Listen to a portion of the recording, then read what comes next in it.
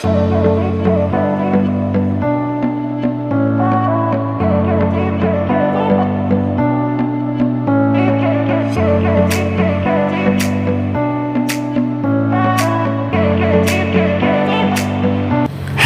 Foodies, welcome back to my channel Indian cooking recipes. இன்றைக்கி நம்ம breakfast ரெசிபியான Mysore மசால் dosa recipe தாங்க பார்க்க போகிறோம்.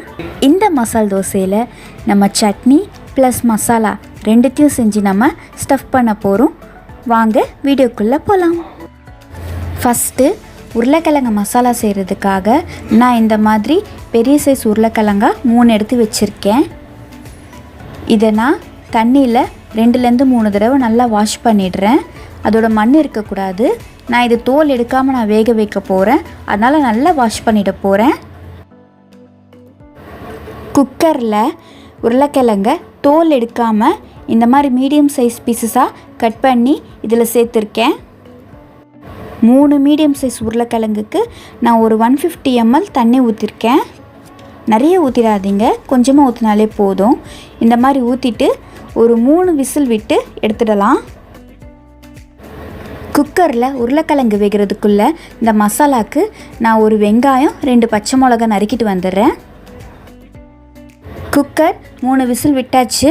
இப்போ மூடி திறந்து எப்படி வெந்திருக்குன்னு பார்த்துருவோம்.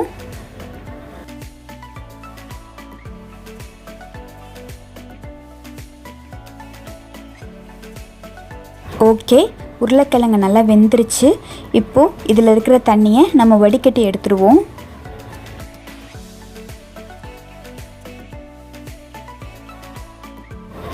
வெங்காயம் பச்சை மிளகா நறுக்கி இப்போ ரெடியாக இருக்குது. இந்த உருளைக்கிழங்கோட தோல் மட்டும் நம்ம எடுத்துடலாம்.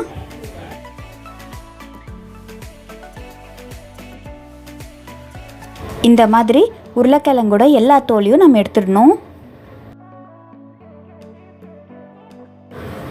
உருளைக்கிழங்கை இப்போ நம்ம மேஷ் பண்ணிடலாம். வேக வச்சு எடுத்ததால் ஈஸியாக மேஷ் ஆகிடும். நம்ம கையிலே மேஷ் பண்ணிடலாம்.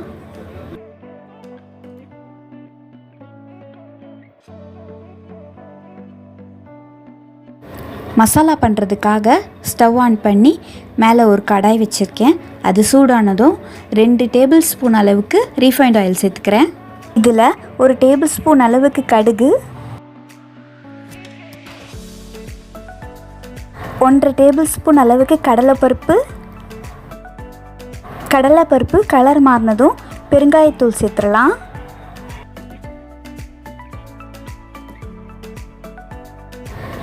இப்போது மஞ்சள் தூள் சேர்த்துக்கலாம்.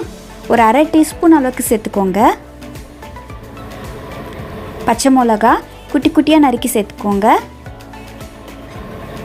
வெங்காயம் 1 மீடியம் சைஸ் கட் பண்ணி வச்சுருந்தேன்ல, அதை இதோடு சேர்த்துக்கிறேன். வெங்காயம் எல்லாம் சேர்த்ததுக்கப்புறம் 2 நிமிஷம் வதக்கினா போதும். நல்லா வதங்கின வெங்காயத்தோடு நம்ம வேக வச்சு மசிச்சு வச்சுருந்த உருளைக்கிழங்கு இதோடு சேர்த்துடலாம்.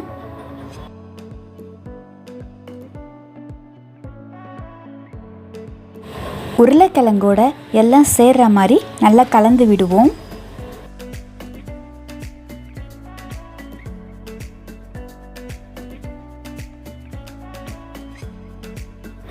நல்லா கலந்தாச்சு. இப்போ இதில் ஒரு 100 ml அளவுக்கு தண்ணி ஊற்றிக்கோங்க. உருளைக்கிழங்கு தண்ணியோடு சேர்ந்து கொதிக்கும் போது ஒரு இலகுன பதம் மாதிரி வரும். அது மசால் தோசைக்கு நல்லாயிருக்கும். நான் உங்களுக்கு காட்டுறேன். இப்போ பாருங்கள், நான் சொன்ன அந்த இலகுன பதம் வந்துருச்சு. இதோட நாம் உப்பு சேர்த்து கலந்துருவோம். உருளைக்கிழங்கு மசாலா ஆல்மோஸ்ட் ரெடி ஆயிடுச்சு. ஸ்டவ் ஆஃப் பண்ணிடலாம்.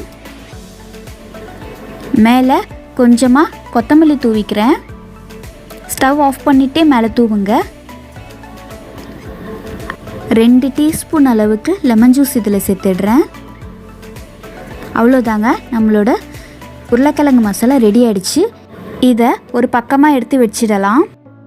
ஸ்டவ் ஆன் பண்ணி தோசைக்கல் மேலே வச்சுருக்கேன். அது சூடானதும் நம்ம தோசை ஊற்ற ஸ்டார்ட் பண்ணிடலாம். தோசைக்கல் காஞ்சாச்சு. இப்போ நம்ம அதில் எண்ணெய் தடவி தோசை ஊற்ற ஸ்டார்ட் பண்ணிடலாம்.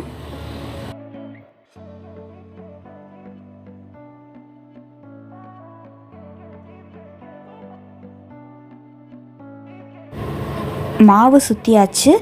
மேலே கொஞ்சமாக எண்ணெய் ஊற்றி நல்லா வேகட்டும் தோசை. தோசையில் அங்கங்கே ப்ரௌனாக தெரியுது பாருங்கள், இது போதும். இப்போ நம்ம திருப்பி போட்டு எண்ணெய் ஊற்றிடலாம். இப்போது தோசையை திருப்பி போட்டுடலாம். மைசூர் மசால் தோசைக்கு இப்போ நான் பேஸ் சட்னி அப்ளை பண்ண போகிறேன். இந்த பேஸ் சட்னி எப்படி பண்ணணுங்கிறத நான் ஆல்ரெடி என்னோடய சேனலில் நான் அப்லோட் பண்ணியிருக்கேன். அந்த வீடியோவோட லிங்க்கு நான் கீழே டிஸ்கிரிப்ஷனில் கொடுக்குறேன். உங்களுக்கு வேணும்னா நீங்கள் பார்த்துக்கோங்க. சட்னி 2 ஸ்பூன் தடவுனதுக்கப்புறம் மேலே மசாலா வச்சிடலாம். இந்த மாதிரி ஸ்ப்ரெட் பண்ணிக்கோங்க, சாப்பிட்றதுக்கு நல்லாயிருக்கும். ஹோட்டலெல்லாம் பார்த்தீங்கன்னா நடுவில் மசாலா வச்சு சுற்றி மடித்து கொடுப்பாங்க. உங்களுக்கு வேணும்னா நீங்கள் அப்படி கூட வச்சுக்கலாம். மேலே கொஞ்சமாக பட்டர் சேர்த்துக்கிறேன். அவ்வளோதாங்க, நம்மளோட மைசூர் மசால் தோசை ரெடி ஆகிடுச்சு. இந்த தோசை மேலே கொஞ்சமாக பட்டர் வச்சு அது மெல்ட் ஆனதுக்கப்புறம் அந்த பீஸ் அப்படியே நம்ம சாப்பிட்டோம்னா செம்ம டேஸ்ட்டாக இருக்குங்க. இந்த பிரேக்ஃபாஸ்ட்டுக்கு சைட் டிஷ்ஷே தேவையில்லைங்க, இதுவே அவ்வளோ சூப்பராக இருக்கும். உங்களுக்கு வேணும்னா சட்னி சாம்பார் நீங்கள் தொட்டுக்கலாம். இந்த வீடியோ உங்களுக்கு பிடிச்சிருக்குன்னு நம்புகிறேன். பிடிச்சிருந்தா மறக்காமல் லைக் பண்ணுங்கள், சப்ஸ்கிரைப் பண்ணி வச்சுக்கோங்க. தேங்க்யூ.